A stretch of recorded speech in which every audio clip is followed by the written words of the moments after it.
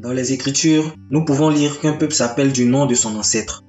L'exemple le plus connu est Israël. Dieu ayant changé le nom de Jacob en Israël, le peuple issu de lui porte également son nom.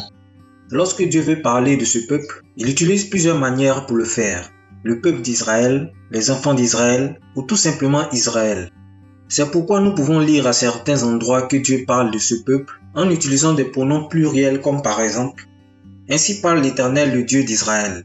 Je vous ai fait monter d'Égypte et je vous ai fait sortir de la maison de servitude. » Juge chapitre 6 verset 8.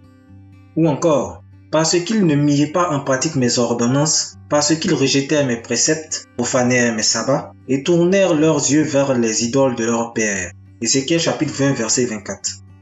Et à d'autres endroits « Car tu as oublié le Dieu de ton salut, tu ne t'es pas souvenu du rocher de ton refuge. » Aussi tu as fait des plantations d'agréments, tu as planté des ceps étrangers. Isaïe chapitre 17 verset 10. Ou encore, Israël est une brebis égarée que les lions ont chassée. Jérémie chapitre 50 verset 17. Dans certains textes, comme le suivant, les deux sortes de nature, singulier et pluriel, sont employés pour parler de ce peuple. L'Éternel frappera Israël, et il lancera de lui comme du roseau qui est agité dans les eaux. Il arrachera Israël de ce bon pays qu'il avait donné à leur père, et il les dispersera de l'autre côté du fleuve, parce qu'ils se sont fait des idoles irritant l'Éternel. 1 Roi chapitre 14 verset 15. Du pronom personnel vous au pronom personnel tu, Dieu ne trouve pas de problème à parler de cette manière. Lorsque Dieu parle de lui en utilisant le pronom personnel singulier je, il n'y a aucun souci. Mais l'incompréhension survient lorsque nous voyons Dieu parler de lui-même en employant le pronom personnel nous, comme dans l'exemple suivant. Allons, descendons et là confondons leur langage, afin qu'ils n'entendent plus la langue les uns des autres. Genèse chapitre 11 verset 7. Ou encore, l'Éternel Dieu dit, voici l'homme est devenu comme l'un de nous. Genèse chapitre 3 verset 22.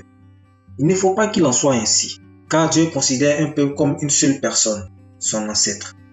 En prenant l'exemple de Jacob, lorsque Dieu le voit, ce n'est pas seulement lui qu'il voit, mais également tous ses descendants qui sont compris dans ses reins.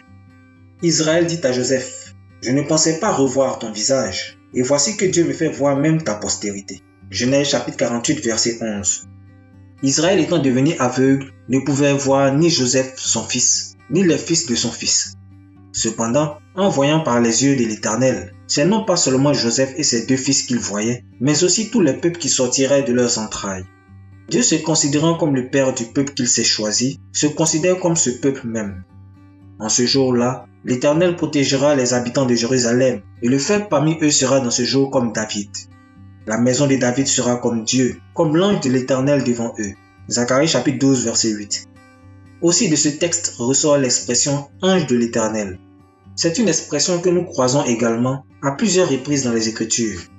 Et donc par ce précédent texte, nous comprenons que l'expression « l'ange de l'Éternel » sert pour parler d'une manifestation visible de l'Éternel lui-même. Ce qui est différent de l'expression « un ange de l'Éternel » qui, elle, parle d'un envoyé céleste de Dieu. Ainsi donc, il arrive parfois que Dieu lui-même se montre à un homme, comme cela est déjà arrivé à plusieurs reprises dans le passé. Nous pouvons prendre le cas d'Abraham. L'Éternel s'en alla lorsqu'il eut achevé de parler à Abraham. Genèse chapitre 18 verset 33.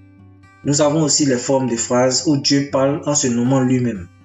L'Éternel dit à Satan, que l'Éternel te réprime Satan, que l'Éternel te réprime, lui qui a choisi Jérusalem. Zacharie chapitre 3 verset 2. Et c'est autre genre de phrases où le Seigneur se parle à lui-même. Le Seigneur a dit à mon Seigneur, assieds-toi à ma droite jusqu'à ce que je fasse de tes ennemis ton marchepied. Matthieu chapitre 22 verset 44.